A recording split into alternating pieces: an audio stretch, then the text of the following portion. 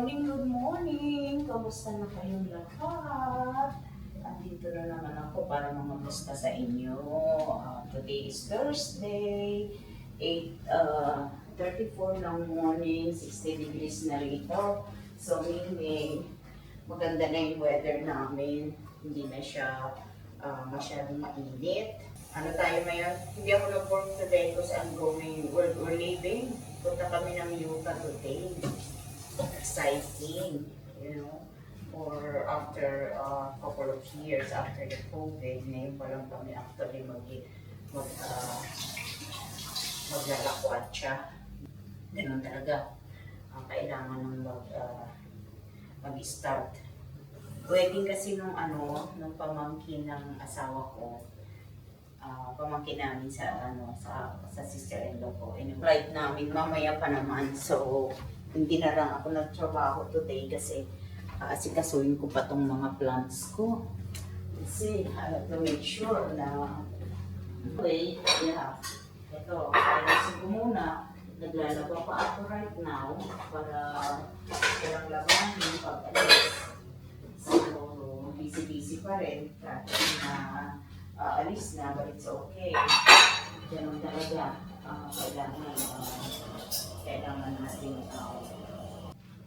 anyway, pasensya kayo at ako medyo na-overwhelmed dito sa mga ginagawa ko. Didiligan ko lang tong mga tanim ko ngayon para hindi naman siya mamatay. Kasi one week din kami mawawala. So, ganito dito yung mga plants ko inside lang kasi kung ilalabas ko, mamamatay sila sa sobrang init. Actually ngayon, okay pang i-import outside. Kaya lang, sa-alis na kami. Kaya ito naman siyang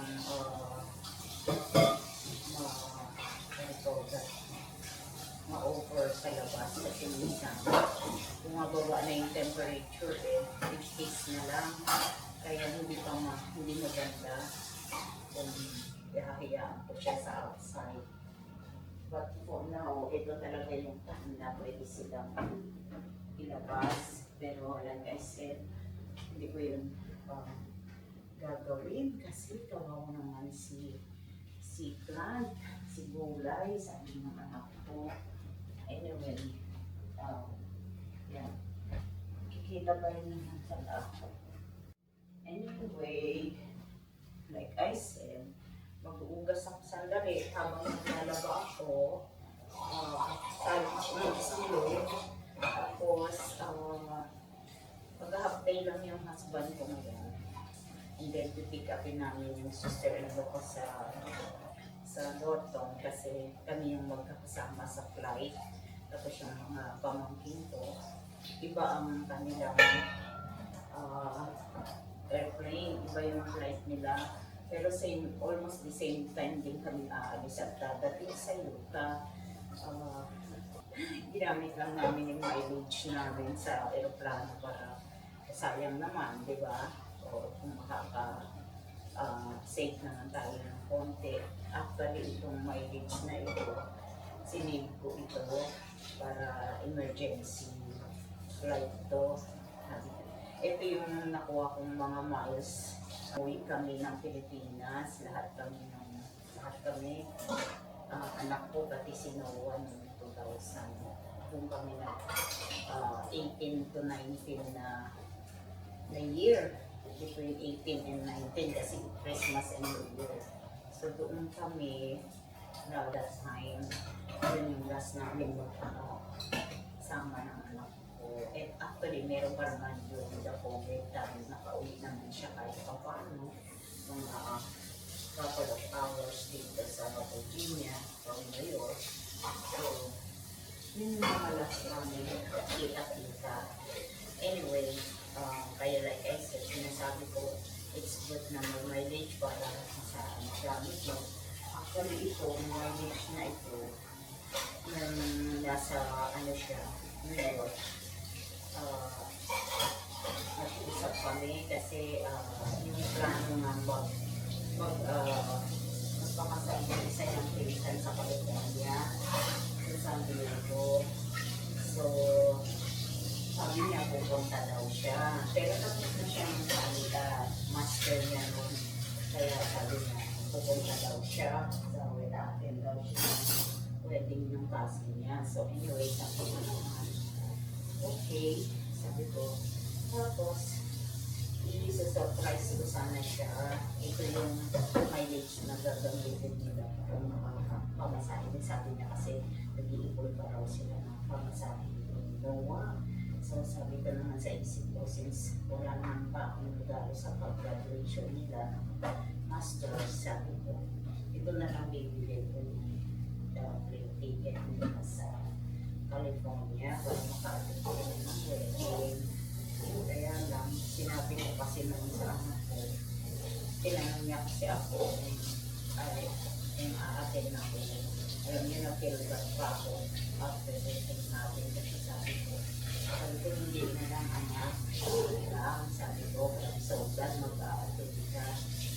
Pero kami, hindi na lang siguro kasi yung napakamahal naman kasi ng pamasahin yung COVID dahil alam niya naman, napakahigpit. So, sinave ko na lang yung mileage na yan para sa kanya. Pero hindi ko kasi masabi. Pero sabi ko na, gusto mo pumunta na ng ticket. Kaya lang sabi niya, not yet, not until, kasi baka bumaka sabi niya. But anyway, buti na lang, hindi naman siya, bumili. Kasi, kung bumili siya, eh di sana hindi niya nagamit kasi hindi niya na inaabot yung time na yun. Kaya talagang maraming bagay na hindi natin ina-expect na mangyayari. Tapos dahil parang it happens na hindi ako namili dahil hindi niya naman na rin magagamit. So, siguro gano'n lang, bagay na mga coincidence lang na, alam natin. Minsan, kasi syempre, we're in denial, especially us, we're in denial na, iisip namin, ginagawa ko dito ngayon. Ito yung ginagawa ko. Pag aalis ako, kailangan kong dalhin kong mga halaman dito. Didiligan ko siya para hindi siya mamatay for a week na wala kami. Kaya like I said, mahirap talagang pag-alaga ng kahit pets dito kasi pag-aalis. Ito ang trabaho. Kasi kailangan mo siyang i-ready yung make sure hindi sila mamamatay. Kaya hindi yan biro-biro, pero tatanim pa rin kami kahit lang na gano'n ang situation. Kasi wala eh. Natatakpan ako ngayon wala ako sa aking camera. Ang malaking puno ko, tinutubigan ko ito. Alam niyo bigay lahat ng mga clients ko. Lahat yan, bigay nila sa akin para sa anak ko. Kaya, ano ba? Itong mga orchid, mamaya na si orchid. Anyway, yeah, bigay ito sa akin ng mga client ito na wala yung anak ko. Kaya, iniingatan ko siya yung inaalagaan ko na instead na yung anak ko noon. So, talaga, ganito ang buhay natin. Maging ano lang tayo. Matyaga. Mga tanim talaga dito. Ilan lang naman ang tanim ko dito. Totoo, bigay din ng anak ko yan. Hindi ko naman yan, like I said, mawala siya. Yan na ang aming, yan ay aking pinagkakaabalahan. Tayo sa travel namin, like I said, ganun ang nangyari, hindi ko na nagamit yan. Ngayon pa lang namin magagamit ulit itong mileage na ito. Nakakalungkot, diba? Pero ganun talaga, control the, you know, the outcome. Ganun talaga ang buhay. Parang ano lang yan, nakakalungkot na hindi. It's just like I said, it's life. So anyway, ngayon magagamit namin dahil pupunta kami ng ruta. Mag-attend kami na. Kita ko sa inyo itong tanim na ito. Itong tanim na ito, bigay ng anak ko to, like probably 7-8 years ago. Mali pa yan, talagang niripat niya lang yan. Tapos may anak na siya ito. Ito yung anak niya, oh. Ayan, nilipat ko na ang halaman anak ko. Tapos, okay, ito naman, nasan? Dahil tutulog siya. Ito naman, bigay ito ng friend ko. Ito, bigay ng friend ko ito nung mawala ang anak ko. So, yan yung mga ito namang isa. Ito, napakalaki na kailangan ko lang i-repot honestly. Kasi ano na siya, talagang kailangan na siya nagsisiksikan na sila sa may pasok. Kailangan mag-repot ako talaga.